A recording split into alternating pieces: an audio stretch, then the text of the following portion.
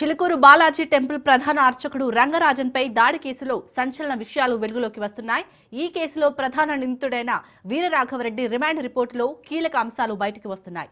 నిందితుడు రామరాజ్యం పేరుతో వెబ్సైట్ ప్రారంభించి అక్రమ వసూళ్లకు పాల్పడుతున్నట్టు తెలుస్తోంది.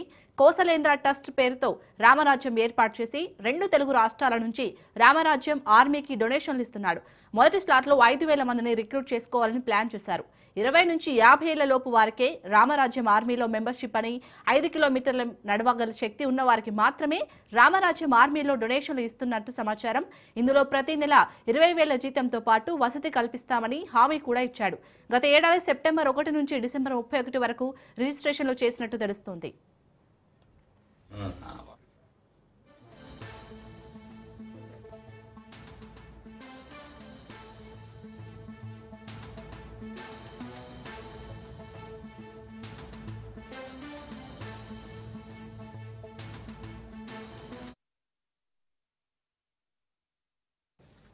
రైట్, ఇక ఈ కేసులో ప్రధాన నిందితుడైన వీరరాఘవరెడ్డి రిమాండ్ రిపోర్టులో కీలక అంశాలు బయటకు వస్తుండగా తెలుస్తుంది. దీనిపై పూర్తి డీటెయిల్స్ మా ప్రతినిధి రత్నకుమార్ అందిస్తారు. రత్నకుమార్, రంగరాజన్ దాడి కేసులో అసలు అప్డేట్స్ ఏంటి? చిలుకూరి బాలాజీ టెంపుల్ ప్రధాన అర్చకులు రంగరాజన్ పై దాడికి సంబంధించి ఇప్పటికే ప్రధాన నిందితుడు వీరరాఘవరెడ్డితో పాటు మరికొంతమందిని కూడా పోలీసులు అరెస్ట్ చేసి రిమాండ్కు తరలించడం జరిగింది. ఈ రిమాండ్ రిపోర్ట్లో అనేక కీలక అంశాలను కూడా ప్రస్తావిస్తూ కూడా అనేక విషయాలను కూడా తెలియజేశారు. ముఖ్యంగా వీరరాఘవరెడ్డికి సంబంధించి కూడా అతను స్థాపించినటువంటి యొక్క రామరాజ్యం పేరుతో తను చేసినటువంటి ఒక ప్రత్యేక సైన్యాన్ని ఏర్పాటు చేయడం, అసలు అతను ఎక్కడ తన యొక్క కెరియర్ను ఏ రకంగా మొదలుపెట్టాడు, ఎందుకు రంగరాజన్ మీద దాడి చేయాల్సి వచ్చింది, అసలు అతనుకున్నటువంటి నేపథ్యం ఏంటి, వీటన్నిటికి సంబంధించి అతను దాడి వెనకాల ప్రధాన ఉద్దేశం ఏంటి, వీటన్నిటిని కూడా మెన్షన్ చేస్తూ రిమాండ్ రిపోర్ట్లో అనేక కీలక విషయాలు ఉన్నాయి. వాస్తవానికి తూర్పుగోదావరి జిల్లా అనపర్తికి సంబంధించినటువంటి వీరరాఘవరెడ్డి 2022లో హైదరాబాద్ వచ్చాడు. హైదరాబాద్ వచ్చి ఆయన గండిపేట మండలం మణికొండలో ఉంటూ ఉన్నాడు. మణికొండలో ఉంటూ ఇక్కడ సోషల్ మీడియాలో అటు యూట్యూబ్ కావచ్చు, ఇన్స్టాగ్రామ్ కావచ్చు, లేకపోతే ఇతర సోషల్ మీడియా సైట్స్లలో కూడా తను ఏ రకంగా అయితే హిందూ ధర్మకర్తగా తను హిందూ మతాన్ని అతనికి సంబంధించినటువంటి విలువైనటువంటి అంశాలన్నింటినీ కూడా ప్రస్తావిస్తూ కొన్ని వీడియోలను షేర్ చేస్తూ మద్దతు కూడగట్టేటువంటి ప్రయత్నాలు అయితే అప్పటి నుంచే ముమ్మరం చేశాడు. ఈ నేపథ్యంలోనే ఒక ట్రస్ట్ను కూడా ఏర్పాటు చేసేటువంటి ప్రయత్నాలు మొదలుపెట్టాడు.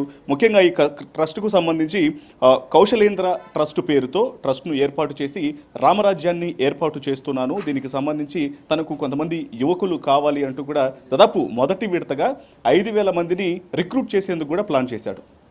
వీరందరికీ కూడా కొన్ని నిబంధనలు కూడా పెట్టడం జరిగింది. అంటే ప్రభుత్వంలో పనిచేసేటువంటి రక్షక భటులు ఏ రకంగా అయితే ఉంటారో దానికి సమాంతరంగా తను ఒక ప్రైవేటు ప్రత్యేక సైన్యాన్ని నియమించుకోవడంలో భాగంగానే 20 నుంచి 50 ఏళ్ల వయసులో ఉన్నటువంటి వారు ఫిట్గా ఉండాలి. అది మహిళలైనా కావచ్చు, పురుషులైనా కావచ్చు, యువకులైనా కావచ్చు, చాలా ఫిట్గా ఉండి దాదాపు 5 కిలోమీటర్ల నుంచి 10 కిలోమీటర్ల వరకు ఎటువంటి ఇబ్బంది అనేది పడకుండా నడవగలగాలి.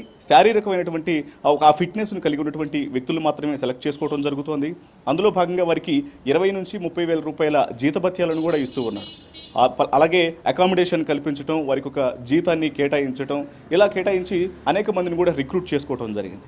రిక్రూట్ చేసుకున్నటువంటి వాళ్ళందరూ కూడా ఒక ప్రత్యేక ట్రైనింగ్ ఇస్తూ ఈ ట్రైనింగ్లోనే ఎక్కడెక్కడైతే ఇటు దేవాలయాలకు సంబంధించి తను ప్రస్తుతం దేవాలయాల్లో కొన్ని అనేక అంటే ఇతర కార్యకలాపాలు జరుగుతున్నాయి, అక్కడ ఉన్నటువంటి ఆర్థిక వ్యవస్థ అనేది కొంత చిన్నాభిన్నంగా ఉంది, తనకు మద్దతు ఇవ్వాలి, తను రామరాజ్యాన్ని స్థాపించడం కోసం ప్రయత్నాలు చేస్తున్నాను కాబట్టి తనకు సహకరించాలంటూ ఆయా దేవాలయాల్లో కూడా అనేక సందర్భాల్లో దాడులు చేశాడు అనేటువంటి దానికి సంబంధించి కూడా ఇప్పటికే గతంలో కూడా ఆయన మీద కేసులు నమోదయ్యాయి. ఇక ఈ నేపథ్యంలోనే రీసెంట్గా చిలుకూరి బాలాజీ టెంపుల్ ప్రధాన అర్చకులు రంగరాజన్ దగ్గరికి వెళ్ళడం జరిగింది.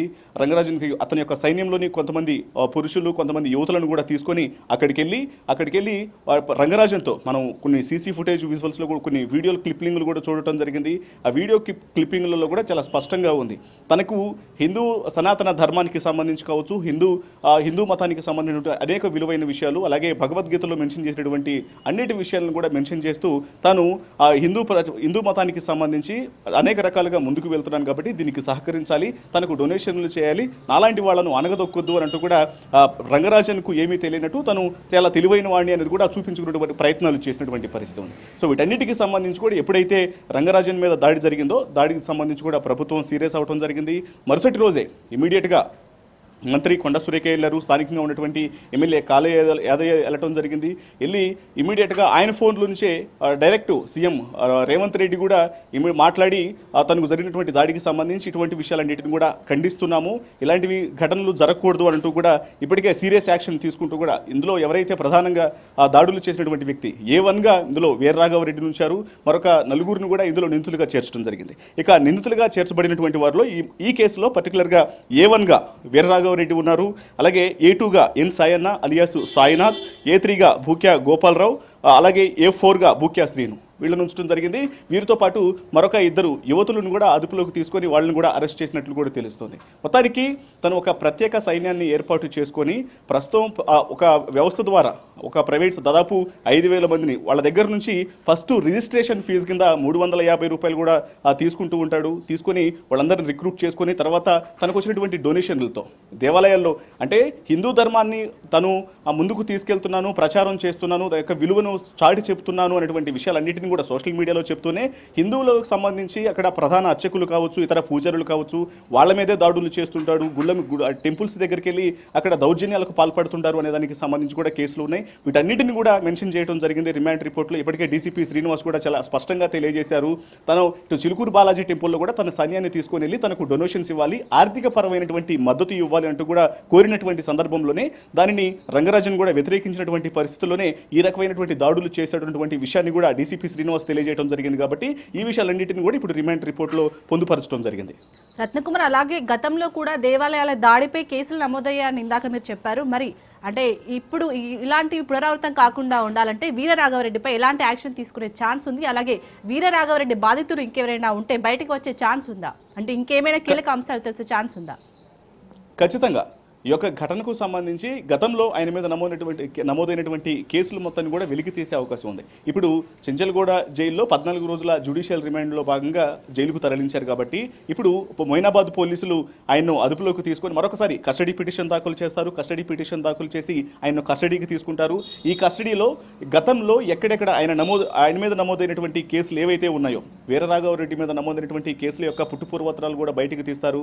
ఎక్కడెక్కడ ఏ కేసులలో ఏ టెంపుల్స్ మీద దౌర్జన్యం చేయడం జరిగింది, ఎవరెవరి మీద దాడి చేసినటువంటి అన్ని విషయాలను కూడా వాటన్నిటిని కూడా పరిశీలించడం జరుగుతుంది.